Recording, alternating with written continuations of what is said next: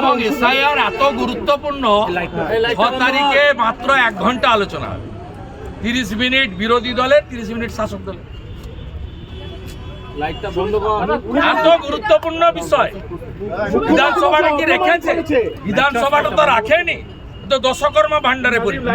মুখ্যমন্ত্রীর চিঠি দেখবেন, এটি 6ষ্ঠ চিঠি সিইসি কে।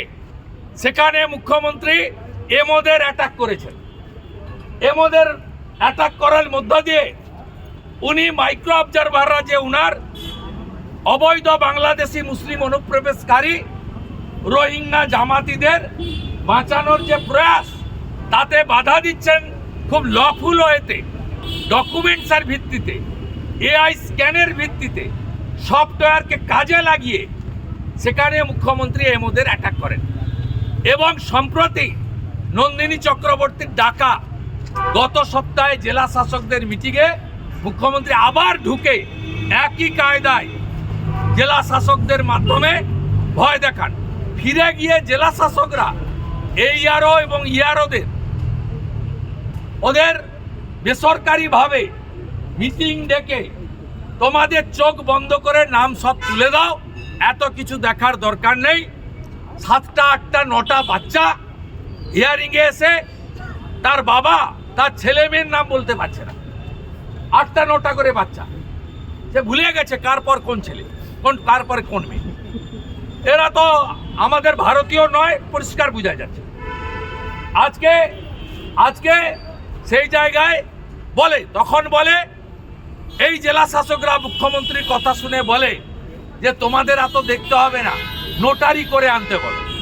গত 3-4 দিন পশ্চিমবঙ্গের বিভিন্ন আদালতে নোটারির কাছে বিরাট লম্বা লাইন আপনারা দেখেছেন, আলিপুর কোর্টে দেখেছেন, শেষই হয় না, রাত্রি 12টা 1টা 2টো পর্যন্ত নোটারির কাছে এফিডেভিট করা হচ্ছে, ডিক্লারেশন দেওয়া হচ্ছে যে আমি সাবিনা, আমার মেয়ে সামিনা, আমি রেজ্জাক, আমার পুত্র সাজ্জাক, যে যা পারছে লিখে নিয়ে চলে আসছে। সেই লেখাগুলো এরা বলে নিয়ে নিতে, সেক্ষেত্রেও অ্যাকসেপ্ট না করার ফলে মুখ্যমন্ত্রী আজকে নাটক করার জন্য দিল্লিতে গেছেন।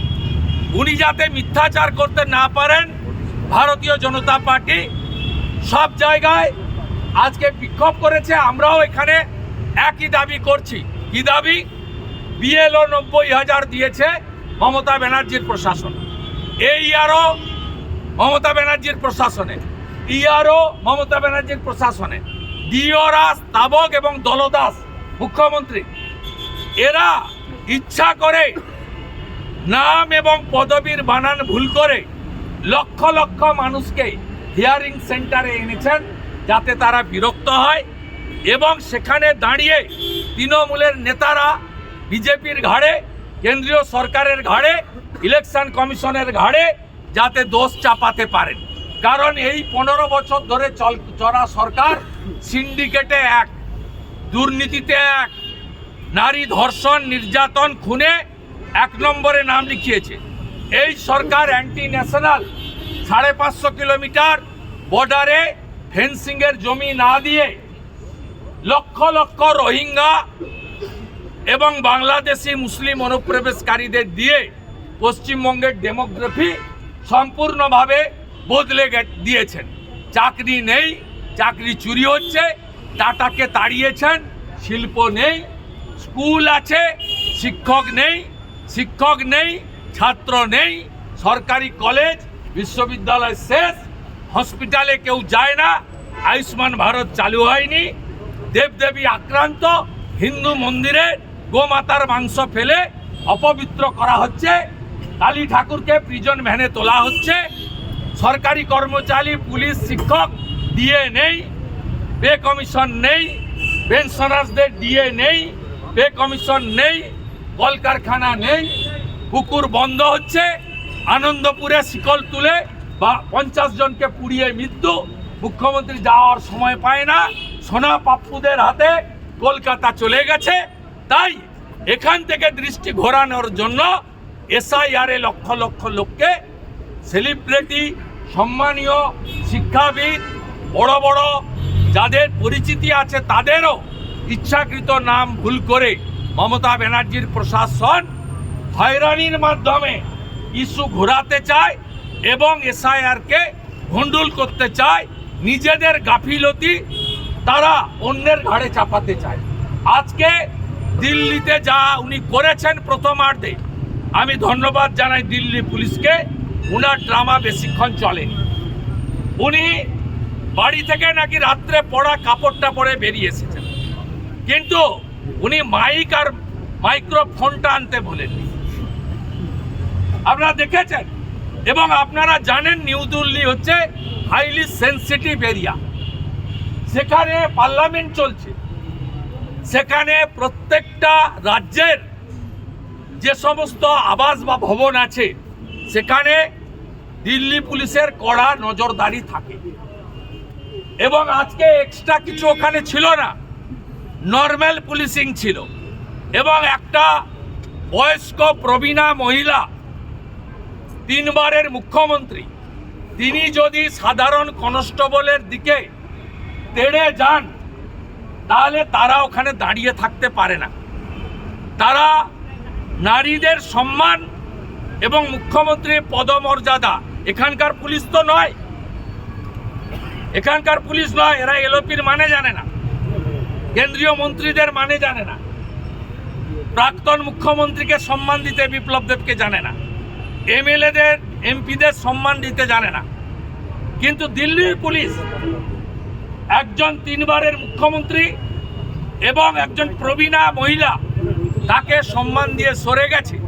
আর আইপ্যাকের ড্রামা নাটকবাজ কোম্পানি তারা ছবি তুলে বলছে মুখ্যমন্ত্রীকে দেখে দিল্লি পুলিশ পালিয়ে গেছে। এটার কোনো বাস্তবতা নেই, কমপ্লিট ড্রামা। উনি যে বিএলওদের নিয়ে গেছে তারা যদি প্রকৃত এসআইআর এর জন্য তাদের মৃত্যু হয়ে থাকে, দায়ী মমতা ব্যানার্জি এবং তৃণমূল কংগ্রেস, দায়ী উদয়ন গুহদের মতো গুন্ডারা, শকত মোল্লাদের মতো গুন্ডা তৃণমূলের নেতারা, যারা প্রকাশ্যে হুমকি দিয়ে অবৈধ কাজ করতে বলেছে। তার জন্য ইলেকশন কমিশন, ভারত সরকার বা বিরোধী দল দায়ী নয়। মুখ্যমন্ত্রীর এই নাটক ড্রামাবাজির পর্দা ফাঁস করার জন্য ভারতীয় জনতা পার্টি জেলাতেও কর্মসূচি নিয়েছে, এখানেও কর্মসূচি নিয়েছে। আমরাও এর পাল্টা প্রতিবাদ এবং প্রতিরোধ গড়ে তুলব। এসআইআর নতুন নয়, এটি নবম এসআইআর। ত্রুটিমুক্ত ভোটার তালিকা হবে, তাহলেই নির্বাচন হবে। সঠিক সময়ে ভোটার তালিকা প্রকাশের দায়িত্ব ইলেকশন কমিশনের, সহযোগিতার দায়িত্ব রাজ্য সরকারের। ভারতীয় জনতা পার্টি মনে করে যে ত্রুটিমুক্ত ভোটার তালিকার মাধ্যমেই নির্বাচন হওয়া উচিত। মৃত, ভুয়া, ডবল ট্রিপল এন্ট্রি, যারা অভারতীয়, বাংলাদেশি মুসলিম অনুপ্রবেশকারী, রোহিঙ্গা, একটা নামও ভোটার তালিকায় থাকা উচিত নয়। আমরা আমাদের স্ট্যান্ডে দাঁড়িয়ে আছি, আমরা নজরদারি।